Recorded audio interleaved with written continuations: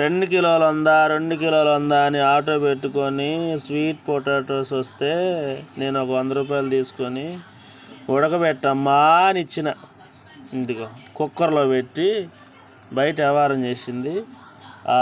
Sweet potato కత్త పానీపూరి దగ్గర వేస్తారే పప్పు మాదిరి అయిపోయినాయి. ఇప్పుడు వీటిని తినాలా ఏం చేయాలో అర్థం కావట్లా. మీకు ఏమైనా తెలిస్తే కామెంట్ పెట్టండి. దీంతో ఏమైనా రెసిపీ చేయొచ్చేమో. ఏ వంటకం కావాలని ఆశపడి తినాలని అనుకుంటున్నాం, అదే ఇట్ అయిపోతుంది. చూడండి ఇది ఉడకడం.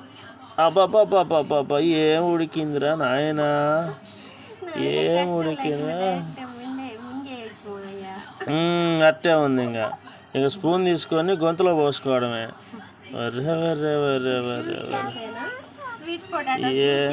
స్వీట్ పొటాటో జ్యూస్ వద్దు, నాకేమొద్దు తల్లు.